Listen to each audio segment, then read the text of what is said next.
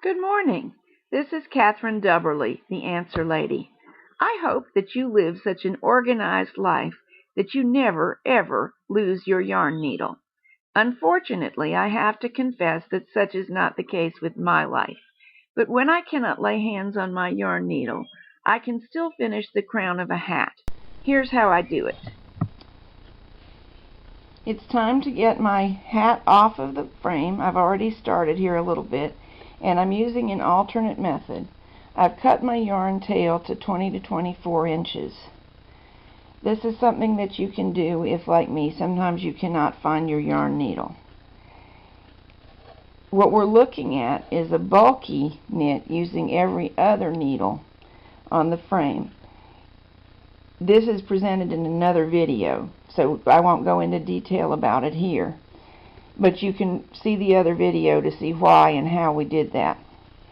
I'm going to pretend to be knitting off a flat stitch on each existing stitch. Not every needle in this case, though it would be for normal knitting where we're using every needle.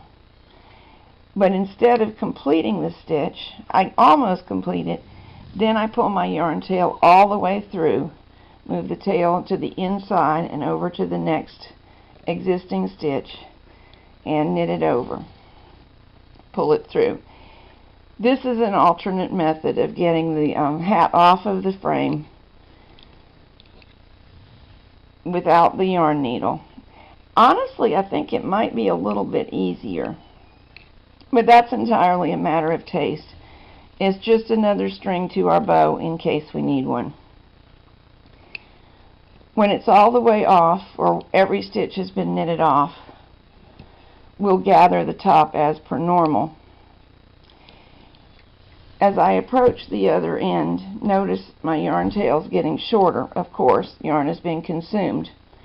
And that is why I use 20 to 24 inches. You can even use more if you want, although it gets laborious to pull an extra long tail through. The thing is, you don't want to run out of yarn before you run out of stitches to the far end of the board from where you started.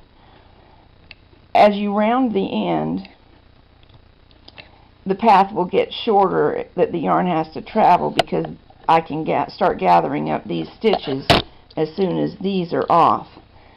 But we do need enough length to easily get the whole first half of the board off onto the yarn tail, and it would be very frustrating to get partway around and realize you didn't have that much length. So when in doubt, cut your yarn tail long.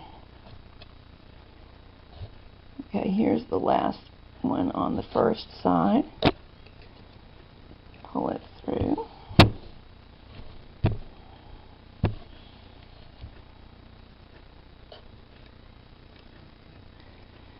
I've tried to think of a way to do multiple stitches at once, you know, like loop over both of these and then pull it through to save the pulling through time.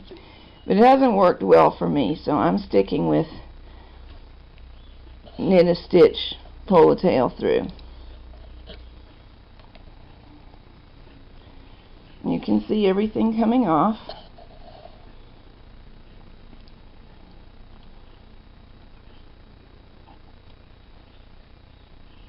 From this point on, we can start gathering.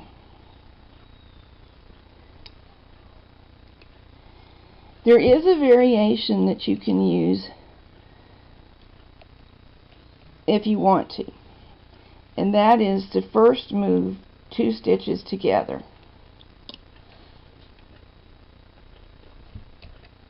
Now treat them both as one, knit both loops. There's my new yarn, loop 1, loop 2, knit them over, pull the yarn tail through, move 2 stitches together,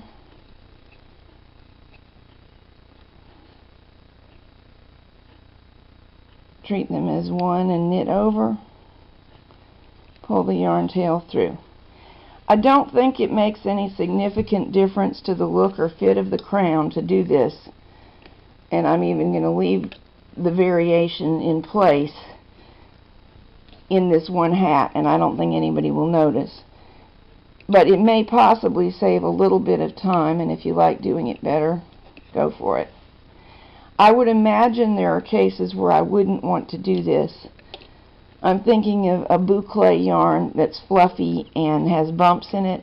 It just gets more complicated and problematic to knit two stitches together, and I probably wouldn't find that it saved any time and effort, so I probably wouldn't do it.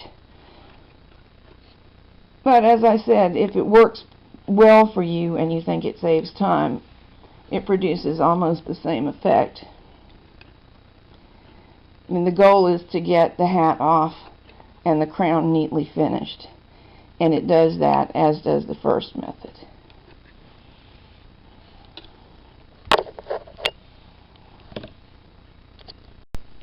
Okay, our hat is off of the knitting board. Now you just pull the gathering thread at the top, as you always do. I don't know what others do here, but I knit a tremendous number of hats, and I always use my yarn tail to stitch through across in a couple places across the little O that's formed. I do it from the inside. My feeling is that I want that to be windproof and maximally secure. It doesn't really show that it's been done, but I think that it makes the crown firmer. And you may be thinking, well, for that you're going to need a yarn needle. And I would, if I didn't have either a crochet hook or a latch tool that I can push through the fabric, grab the yarn and the hook, pull it through one more time, and I think that'll be plenty. Grab the yarn and pull it through. Here's a nifty way to knot. I've still got a loop on my tool. Pull another strand through the loop.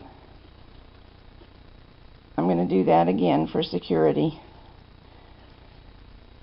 As I mentioned in another video, a lot of my hats are going to charity, and my concern is that they'll be going to non-knitters who wouldn't have a way to fix them if anything unraveled, and have a genuine need that these hats function through the winter. They may not have an alternative. Here's how I'm going to weave in the ends. I've gone in and out of the back of the stitches. I'm going to grab the tail, pull it through, then smooth out the knitting, and I can clip off the part that sticks out. Ta-da! It won't go anywhere. I need to do the same with my decorative edging tail, because this one is of a contrasting color. I'm making sure either to go only around the white strands, which won't show on the front, or to split a blue stitch and pull it through. And because this is bulky yarn, that's not too difficult. This one's already woven in and tied off. So there we go. Perhaps you'll find this improves your hat knitting career. Happy knitting, and bye now.